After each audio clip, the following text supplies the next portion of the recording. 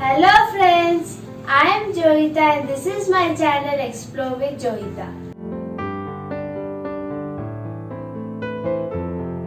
The history of makeup in Egypt demonstrates just how long cosmetics have been around. If you have seen Egyptian art, you have no doubt noticed the dramatic eye makeup on men and women. Ancient Egyptians of both genders routinely wore makeup and other cosmetic aids, such as perfume. They took great pride in their appearance and sought to enhance their looks with makeup. Ancient people had to work with what was available in their environment.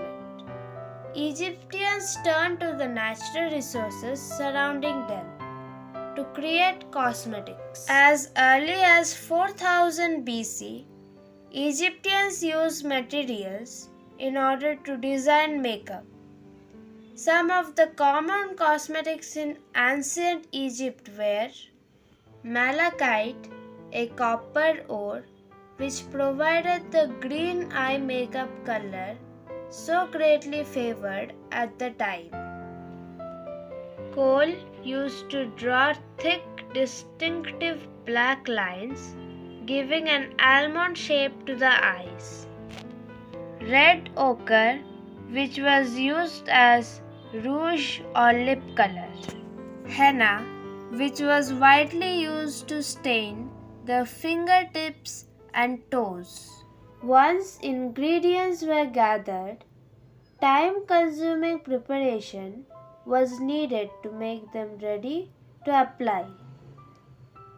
Minerals were ground into powders and then mixed with a carrier agent, often animal fat, in order to make it easy to apply and stay on the skin. Making up the eyes. Egyptians mostly used galena, more commonly known as coal, and malachite powder for eye makeup. Galena was a black paint that shielded eyes from the sun, while malachite powder made the eyes appear larger and protected those who wore it. Both were applied using ivory, wood, or stick made of metal. Black was mostly used around the eyes, and an almond shape was the norm. However, the galena could also be applied to the eyebrows and eyelashes for added definition.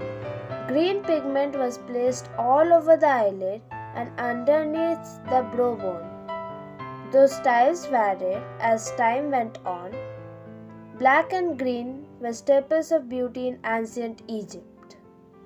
Cosmetic reasons played a large role in the daily application of eye makeup, but it was also used for health and protection. Both men and women participated in this elaborate ritual for a variety of reasons, such as a way to imitate the gods, to protect the skin from the sun, as coal was believed to repel flies and ward off infections, and offer protection against evil. Eyes without makeup were thought to be vulnerable to the evil eye. As a result, makeup became a source of personal power. The most obvious way to differentiate the upper class from the poor was to look at their applicators and storage. While everyone had access to the products used to decorate the skin, poorer people relied on clay pots and sticks. Those with money had ivory containers and applicators that were beautifully carved and bejeweled. Though the eyes had the highest importance, men and women drew attention to the lips as well. This was typically done with the use of red ochre. It was often applied alone, but in many cases was mixed with resin or gum for a longer lasting appearance.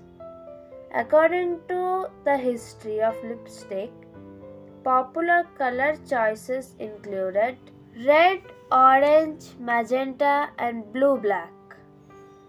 Cleopatra wore a unique red lipstick created from flowers, red ochre, fish scales, crushed ants, carmine, and beeswax. Her signature shade made red a popular choice, and as a result, the use of carmine became more widespread. Ingredients were mixed in either brass or wooden bowls, depending on class levels. And once the color had been created, it could be applied directly onto the lips. This was done using wet wooden sticks that acted as an applicator brush. There were many cosmetic reasons the Egyptians chose to accentuate the mouth. Not only did the bold colors draw attention to this area, but application had ties to social standing. According to beauty historian Rachel Weingarten in a Bustle article on lipstick, members of royalty and the upper class wore lip paints to showcase their status in society. It became a symbol of sophistication and importance, rather than just a beauty item. Though poorer men and women also wore handmade lipsticks, it was largely regarded as something for the upper class. This is why well-off women were often buried with 2 or more pots of lip paint. Much like paints for the lips, red ochre was commonly used to add color to the cheeks. The process of creating this blush started with mining naturally tinted clay, which was hydrated iron oxide, from the ground before it was washed to separate the sand from the ochre. It was then left to dry in the sun to make the natural color appear vibrant. Sometimes it was left to burn in order to achieve a more intense shade. After the pigment had created, it was mixed with water for smoother application. This created a stain similar to the many lip and cheek stains that are on the market today. Egyptians applied this handmade concoction to the apples of their cheeks using a wet wooden brush. The end result was a noticeable flush that men and women admired. While appearances were certainly a factor when it came to cheek adornments, red ochre did more than just make people look good. People from this period used the pigment to protect themselves. Living in a hot and sandy climate meant their skin was often in danger due to extreme weather conditions and the harsh rays of the sun. Regular application offered both style as well as daily skin protection. Using red ochre on the cheeks was done by both the upper class and the lower classes. However, those with money and power typically bought manufactured cosmetics sold in marketplaces. Poorer people often made their own versions at home. In addition to the application of face makeup, other beauty rituals were also practiced. A few of the most popular included nail care. The Egyptians used a type of henna, a dye made from leaves from the henna shrub, to paint their nails. Since the length and color was often linked to social status, upkeep was especially important. Not only did kings and members of the upper class have manicurists, people used henna to tint the nails yellow or orange. Oils and perfumes. High importance was placed on scents and skincare. Egyptians would keep their skin smooth, hydrated, and wrinkle-free by applying creams and oils made from animal fats.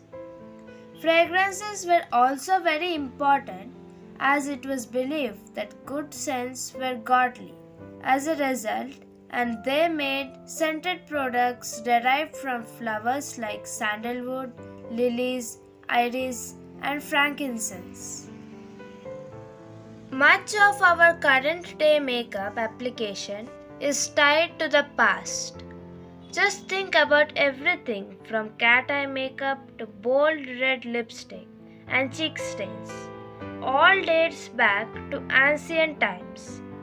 Whether you are a history buff or love to get creative with cosmetics, there is no denying Egypt's impact.